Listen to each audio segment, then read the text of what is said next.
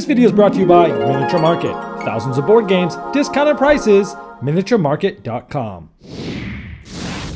Hello my friends, it's the Game Boy Geek here. Today we are going to be renting out a room in an inn.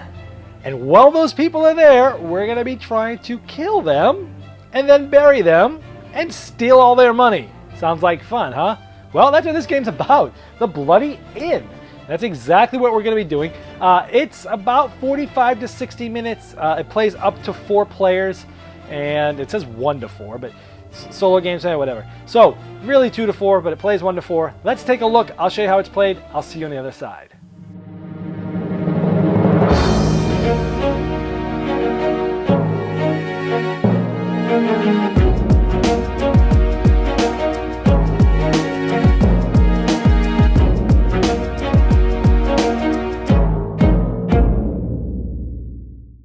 In the Bloody Inn, you're trying to make the most money by, well, I guess killing corpses and stealing their money. And this is the money track, but it does max out at 40. Each player has a key that is their room, and then there's some neutral rooms. Depending on how many players, there'll be a different amount of keys out there. We have the entrance to the inn here, and we have the exit on this side, and we also have the bistro or the bar here. Each player has 10 francs. They have a player aid card, and they start with 2 peasants. This game is played over a number of rounds, and there's a certain amount of guests here depending on whether you want the short game or long game. You take out a certain amount of cards depending on how many players and whether you're playing the short or long game. You will end up going through this stack of cards 2 times before the game's over.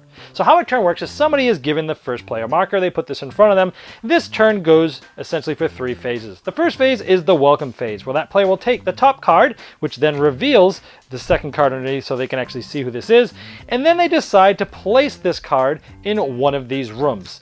Any room that's open and has a key, this guy can be placed in. So maybe he places him in the blue room there. And that would happen until all rooms that have a key are filled. Then you move on to phase 2, which essentially is player actions. We're going to go in clockwise order, and each player gets 1 action that comes around, and then they do another action. So we're doing 2 clockwise actions, 1 at a time. One of the actions you can take is bribe a guest. Essentially, we try to get one of the guests from any one of the rooms into our hand. So let's say if I wanted this tells you how effective this person is or their strength, for example. If I wanted this guy, I wouldn't have to play any cards. I could just get him for free. If I want this guy, I would have to play a card from my hand. If I wanted this guy, I'd have to play 2 cards from my hand. So let's say normally this guy's free, I would take him, but let me just show you how this works here. Let's say we take this someone of a strength of 1. Essentially what we do is we play down 1 card down, and if this card had a bribery mark, which is the cash, I could then basically take this card back into my hand and take this guy into my hand. But since I didn't have that bribe guy, because all you do is start with peasants, I have to get rid of this guy because he did not have the bribe action. Now most cards that come out of your hand are going to go out here in the exit, but the peasants always just go here, because this means that people can actually pick these guys up later as well. And in fact, if you're taking the bribe action, you actually get to take up to 2 peasants for free from the bistro into your hand.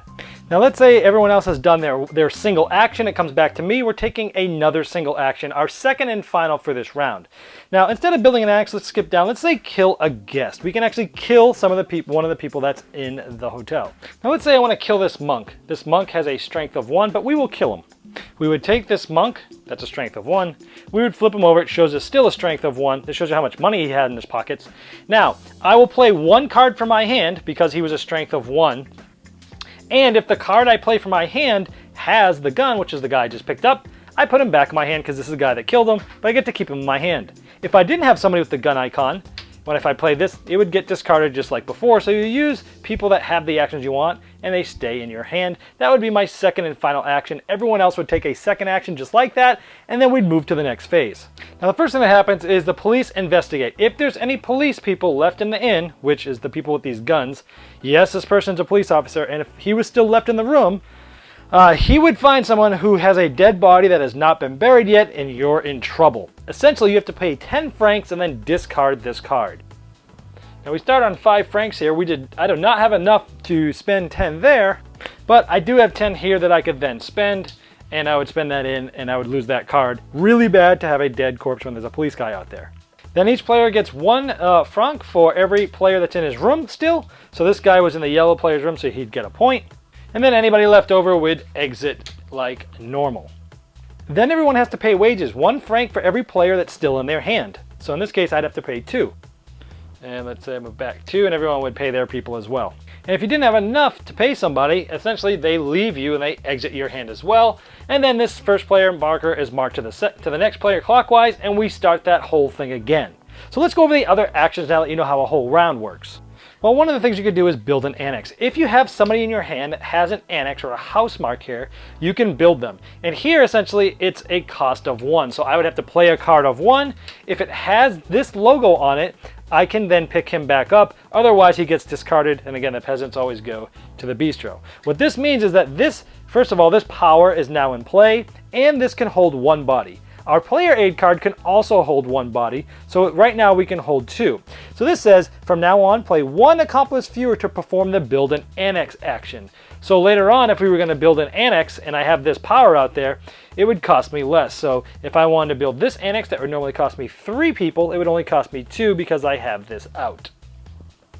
Now second last action here is bury a corpse. So let's say I had a dead body here and I wanted to bury him. Both of these annex can hold 1, so I could decide which one to put him under. So let's say I put him under here, showing how much money I just stole from him. Now, because it's 1, I'd have to play a card from my hand to do so. If I play a card, he would get discarded out 1 card because it was 1, or if I played a card that had the buried corpse logo on it, I can then bring it back because that's what these guys are good at. And that's that. I would then, if I buried it under my own annex, would get 12 money. So I'd go from 3 all the way to 15. Now, if I was here, I can't get more than 40, so I would actually max out. More on that in just a moment. But let's say I have someone that's killed and I need to bury them, but both annexes are full. Then what do you do? Well, you can kill somebody and bury them in somebody else's annex. Maybe this is another player's annex, and now one of the 3 bodies are built there, and then you would split this, so each you would get 4. Well, why would you ever do that? Well, maybe this player already had 2 dead bodies there, and he has another dead corpse that he's getting ready to put in his annex, and now you put the 3rd and he can't place his guy, and then maybe his dead person that doesn't get buried, he gets found by the cops at the end of the round, so you can manipulate that as well. The last thing you can do on your turn is just pass or launder money, and this is when you're maxed out like this. You can come down 10 and take a 10. I can come down another 10 and take another 10 and put this in front of me. Now I have cash.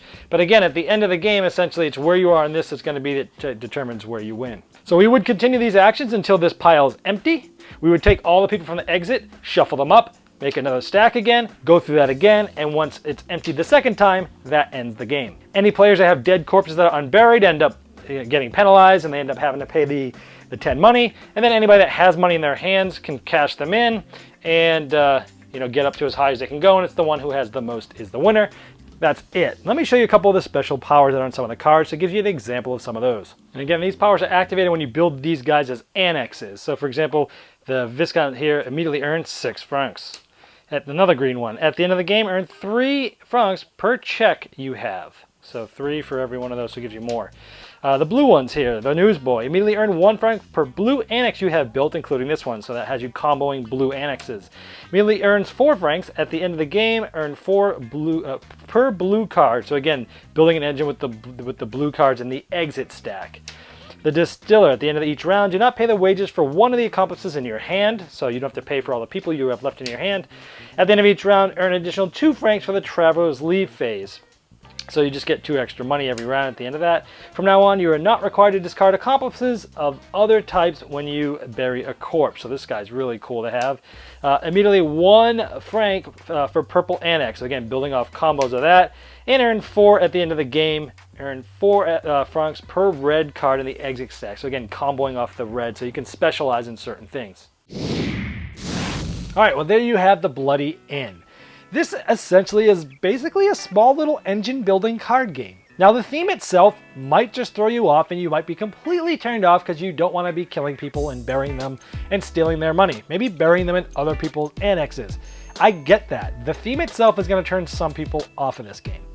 It didn't necessarily for me, even though I'm not a big person about murdering or dark themes like this. I'm not typically a big fan of them, but it didn't turn me off either. The artwork was interesting. I think it fit the theme well, where it was a little mysterioso, but not gory in any way. So I think the artwork fits the sort of dark theme on there. Now the gameplay itself, for me, it did not really grab me. This essentially, again, is a combo building, engine building type of card game. If you like games where you're playing cards that offer you special abilities that you then try to combo into other things or give you a focus and strategy, and that trying to set you up to build some engine stuff, then this might be something that you'll look into.